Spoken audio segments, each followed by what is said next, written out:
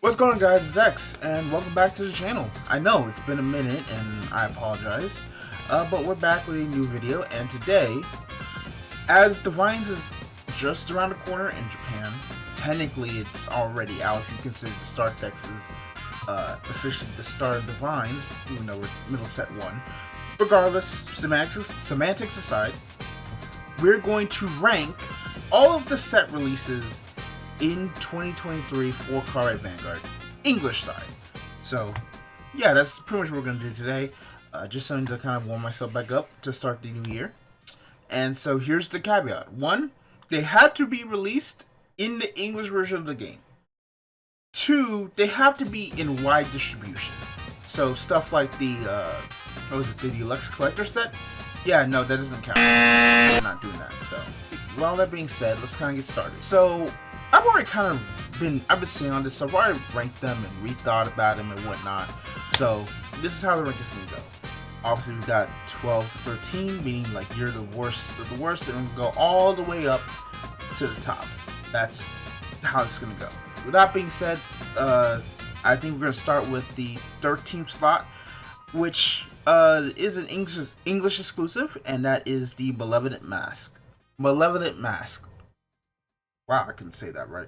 Anyway, so this is here primarily because in a concept, it's not so bad, right? You get sleeves. I believe you get sleeves. You get a special mat for it as well, and you get 2 masks, which is pretty cool, right? Except the one thing is its MSRP is way too high for this type of product, in which Pokemon gives you way more content for less. Like, you could probably you basically pull like something like that for equivalent of maybe $40 in Pokemon, maybe even less. This was like, to my knowledge, around $70 for a set that only has 2 cards and a playmat and maybe some separators. That is way too expensive. And honestly, it's not worth the price. It's just because of that. That's the real reason why it's at 13, because there's no real value in it. It really is just a value, pretty much. Nothing there just screams, yeah, you need to pick this up. Especially as basically the match just went down in value because of reprints from other sets. So the entire set was effectively useless unless you wanted the stuff, which in case you could probably just get cheaper on a secondary market or something. So that's why I say Malevolent Mask is the 13th. Number 12 is probably going to be one of the more controversial decisions on this list, and I will talk about it for a second. And that is, number 12 to me is the set known as Dragon Tree Invasion. I think Dragon Tree Invasion is probably the worst core set release this year. And I don't really want to say that because I feel like there's some cool stuff in here. I think the Bruce stuff is cool. I think the setup to the Almagesters are also cool, but outside of that, there's nothing I really remember from this set. Yes, you got Griffogilia. Excuse me, I am bad pronunciations today. But outside of that, nothing really screams to me like, yeah, this is great. And the only real reason this is this low is because of number 11, which we'll get to in a second. But it pretty much is just no. There's nothing really there that says, yeah, this is perfect. No. The set just feels like a very forgettable set, and that sucks because I think there were some pretty cool ideas in here. As for why I said number 11 goes to the other English exclusive thing, the premium battle deck set. Another probably controversial one, but let me explain. Basically, this is probably the first real premium product to get people into playing premium, and for that alone, I have to give it some points. However, there are always you know, there are always some criticisms you could make. For example, the price is like was on release like $130. I don't remember what it is now, but it's not exactly like enticing for players to pick up a 2-player deck for $120 when you could just buy 2 boxes of a standard thing and probably just make an actual deck with those pieces, or get your singles of anything else that probably would be cheaper thematically. Especially when you look at Hari and you just kind of look at the stuff, it's like, yeah, I probably could just build Hari for cheaper than the actual buying of the Stride deck of the Premium Battle deck set, which is very sad, you know. But besides that, like there's a lot of cool reprints in it, which is why I say like this probably just goes over Dragon Tree for me, just overall, because I still think there's a purpose to it, whereas Dragon Tree just really doesn't serve any purpose except for starting the process of introducing a terrible mechanic into the future. And a giant tree, but that's basically it. So for that, the Premium Battle deck set gets 11. As for 10, wow, this entire bomb half might be controversial now I'm thinking about it. I'm putting the Messiah deck set on here. Now, the Stride deck sets, I'll admit right here, I have a bias against encounters in general, and the Stride deck sets do not help with that case, because it's basically introducing not only encounters, but reintroducing Stride in a format that was not built, that, in my opinion, was never supposed to have it. So bringing back in Stride, especially with no other ways of defensive mechanics that can mitigate some of that power, that's alright one thing. And for record, keep that in mind when we talk about Chrono Jet as well. But on Messiah specifically, Messiah is just weaker than Chrono Jet. It is a very piece-reliant deck.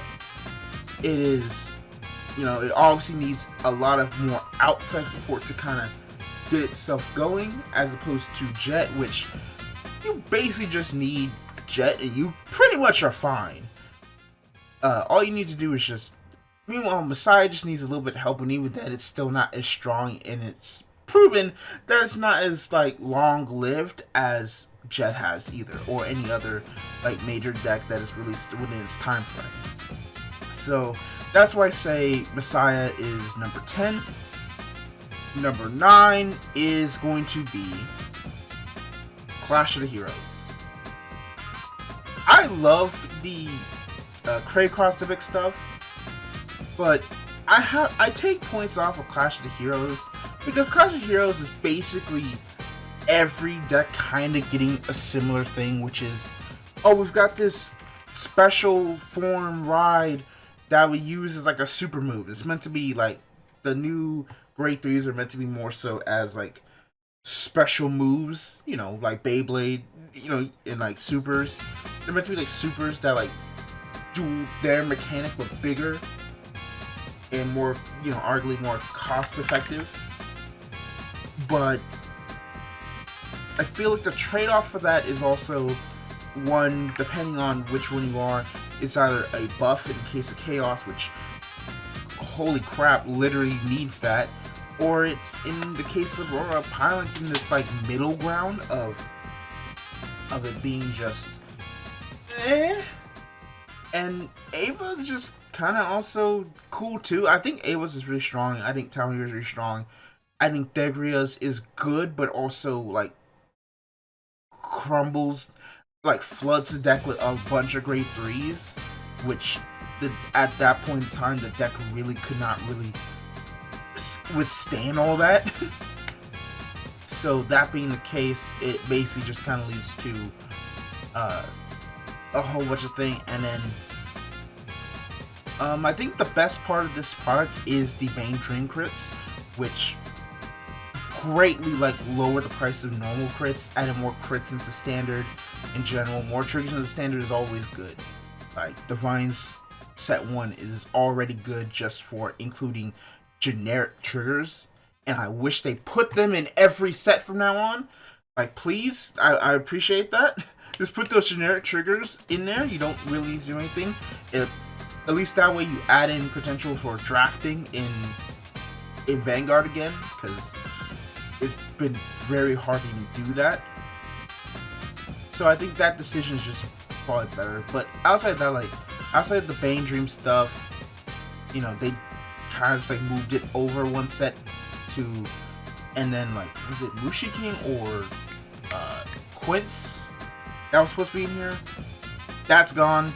We're probably never gonna see Quince. That's, you know, unfortunate for all those people who want to see Quince, but that's also gone. So that's my kind of take on Clash of Heroes. I don't think it's a bad set. Oh yeah, the encounters are there too, which, you know, considering I forgot them. One, because I'm biased against them. Two, I literally did forget them. I'm sorry. Yeah, they're just not. It's just not a. It's not a WoW set, right? I'm not trying to say like, oh, these sets are bad, just or anything. I'm just saying, comparatively to everything that released this year, what really stacks up against each other. So that's why Clash is number 9. Number 8, I'm going to put another controversial opinion. I'm putting the stand-up deck sets at number 8. Excuse me. And the reason being is that Graham Grace and Fabrinil were such in a weird position because Graham Grace was released in Minerva Rising, which we'll talk about eventually. But Fabrinil was basically unobtainable in English, and so that's kind of the big error there.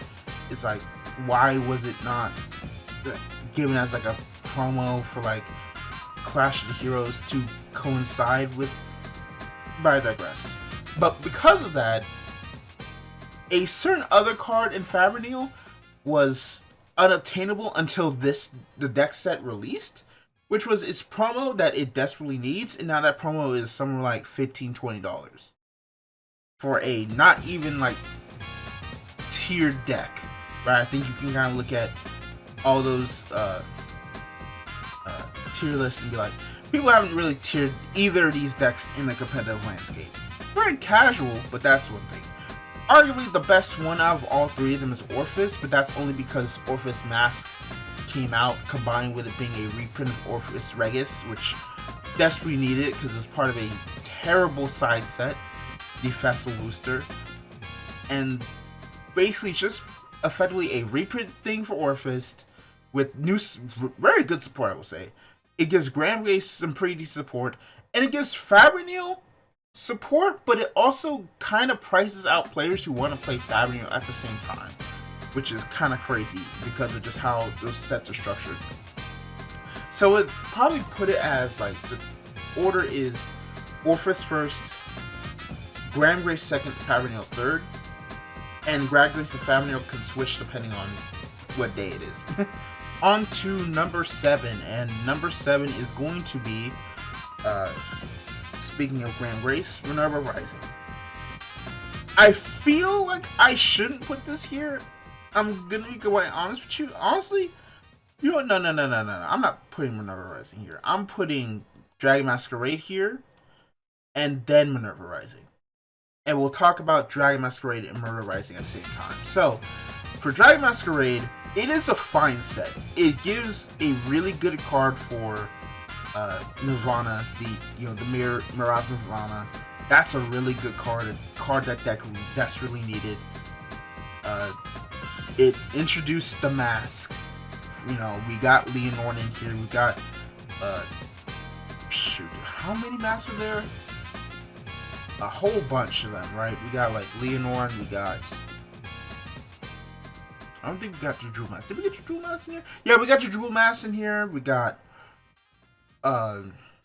the Almajester mask in here. So there's a whole thing there. So this was kind of crazy. But, you know, I think this is actually a pretty decent set.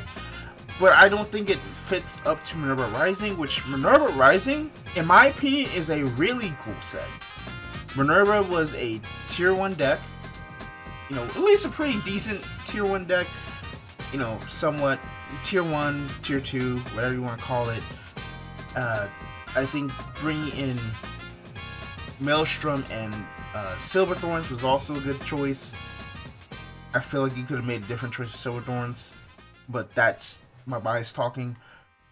As for the main stuff, I liked a lot of the Craycross Epic support a lot more. We got Makani, which was a very good boost to the deck, and obviously like is a staple in Messiah because of its effect. So that's already cool. You had the Grade 2 Obscade, which basically like for a time put Ava back into, you know, meta contention, even though she was like slowly falling off. But because of his ability to just attack the front row and just pop out, like give remove to a deck that didn't really have it, was already a good thing. You had a lot of cool Craycross Epic stuff that was way more flavorful and interesting that Clash of Heroes didn't really give me, which is why I kind of put Heroes so low comparatively. So overall, and then also gave me another one of my favorite decks, Archetype and Monsters. I love that deck to completion, and technically, if you want to kind of say if it aged well, technically the Shoto Doji stuff support also kind of ended up, you know, being important into the eventual release of, at least here in English, of Shiranui. So overall, I say Minerva Rising kind of is aged well. Like, I don't know, I think it has a lot more staying power than Clash of Heroes, which is why I'll say like this, and I just think I prefer it a lot more over Dragon Masquerade. Alright, so our top 5, we've got Evenfall Onslaught, Flight of Chakrabarti, History Collection, Chrono Jet, and Festival Booster. And I'm going to start number 5 off with History Collection. I like History Collection as a good, decent reprint set. It has a lot of pretty good cards into the set. It finally starts to reprint VRs, which is terrific for both V and Premium, and it gives, you know, a lot more pieces to Premium as a whole, including Harmonix Messiah and the reworked Strides. My criticism with it is that it chooses, but because it chooses a VR, the original version doesn't get reprinted, which depending on which format depending on which version of that card it is, it can be really good or really bad. For example, they reprint Lon Ezel, but not the right Lon Ezel, or they reprint the Cross, but they choose something else instead. So there's a lot of like criticisms you can make about the actual like cards inside the set itself, as well as because Harmonix Messiah is very hard to get and not like one a box or like a box topper, because they assume that there'd be so many Harmonix Messiahs on the market, nobody crazy, you know, it was a promo from years ago. They assumed everybody's at least got one, or there's enough like in stock somewhere. But the realization is that is now an $80 card, and not a lot of people can get it. So it really is just kind of like, it effectively priced people out of Premium at the same time as making it also ironically affordable to also get into Premium for anything but that card. So that's my real stink about it, is that History Collection is good except for the fact that it messes with Premium's pricing point. Right? It's effectively, Harmonix Messiah is effectively our Sinful Soils, you know. As for the next 4, I'm going to give number 4 to Flight of Chakrabarti. And primarily because I don't really like this set. But it's a good set, it changes the meta, but I personally just don't like it because I feel like it speeds up the game just a little bit too fast for me, in my opinion. Or rather, like, there's some really, like, design choices I don't really like. Leonore Vivace is insane for a card to give basically 7 attacks a turn. The way it just kind of messes with, in my opinion, a potentially more fun, what was his name? I don't know. I can't remember it. But that guy, you know, the guy with the helmet, he completely, his deck goes from being cool to just let me turbo into a drive one, crit one, rewind a card, my front row gets 15k, turn 3, just one shot strategy, and that to me is just boring, right? And then we got Nirvana, which you know, the Nirvana stuff with crossover dress, and that stuff is cool, but it's like but it's like you think about it, like they literally created a bunch of creative cards for that deck, and that deck still wasn't like top tier or anything. Like they literally gave you +8s across the board, and you still didn't do nothing. So it's kind of funny. That aside, there's some really cool stuff. I like Alden as a deck concept, as a core piece, as a, you know, nice engine piece, or deck idea. I like a lot of the support for other decks inside the set as well. Being able to support both Almagesters, I think it was Almagesters, yeah, Almagesters and Snake, which, speaking of which, Snake is also pretty cool. I'm forgetting the name, I'm so sorry. Almagrucio, excuse me, Almagrucio. It supports Almagester and Almagrucio both at the same time, which is pretty cool. So that's just also pretty dope. So there's a lot of good in there, and there's a lot of powerful cards in there. I say it's not top 3 because I don't like some of its design philosophies, just in principle. So that's my take. Now we're on the top 3, and top 3 is probably at this point, in my opinion, interchangeable because of just how, in my opinion, these sets are all pretty decent. So speaking of Snake, I say number 3 is Evenfall Onslaught. I think this set is pretty good. Gives us Orphis Mask, gives us the Snake, gives Amagrucio, you know, gives Magnolia. Oh wait, no. That was set 13. Excuse me, I forgot. Well, one of these sets gave Magnolia. I'm sorry, I don't have the set list up with me. I apologize, but there's a lot of cool stuff in the set. It also gave us Bastion Apex and just a lot of cool like cards that actually did increase both the ceiling and floor of these decks, and just kind of shook up the meta in a time when, in my opinion, it kind of really needed it. So, and I'll admit a bias of like Orphis Mask is probably one of my favorite Rankade decks right now. So that's pretty cool. Number 2 is going to be the Festival Booster. The Festival Booster is, in my opinion, just probably one of the best reprint set of the year, straight up. Primarily because it gives lyrical decks that from set 1 a lot of cool cards. It gives a pretty good chunk, a pretty well needed jolt to Lyrical Monasterio to get itself back alive. You know, even though gems were effectively like pretty top tier for a while, and people, you know, were a little bit frustrated, and it kind of indirectly created a infinite looping premium. But regardless, I think a lot of those cards are just good, you know. And I'll say I'm biased, right? I got Felty Rose's support. That was actually pretty decent, so I'm happy regardless.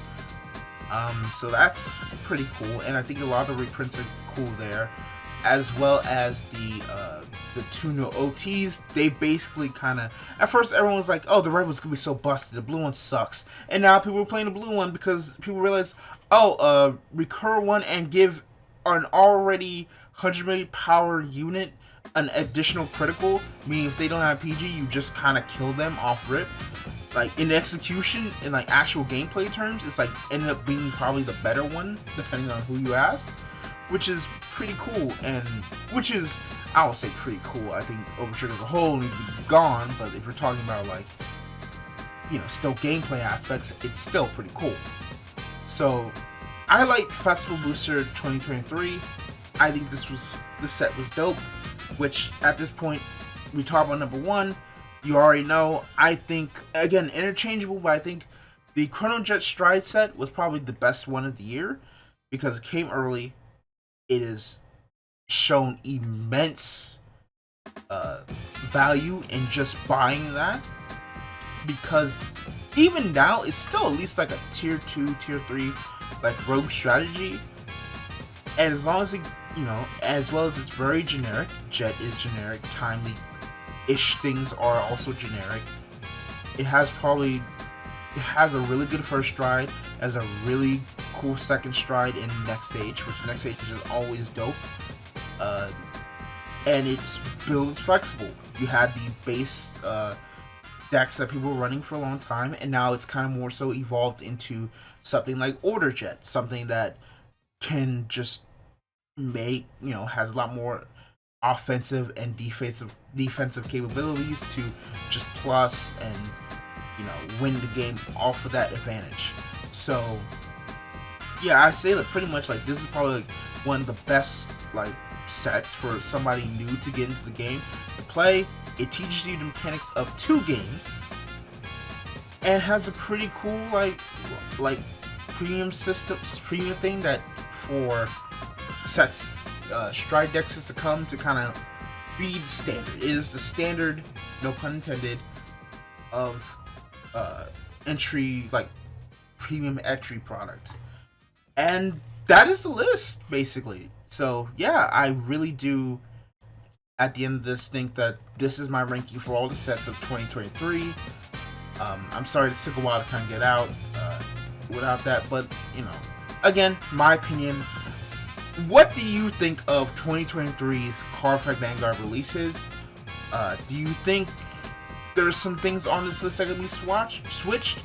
Let me know in comments, kind of give your thoughts, and give me your list on where would you rank these individually. And if you want to see more content, please like, comment, subscribe, and I'll see you next time. Goodbye, guys.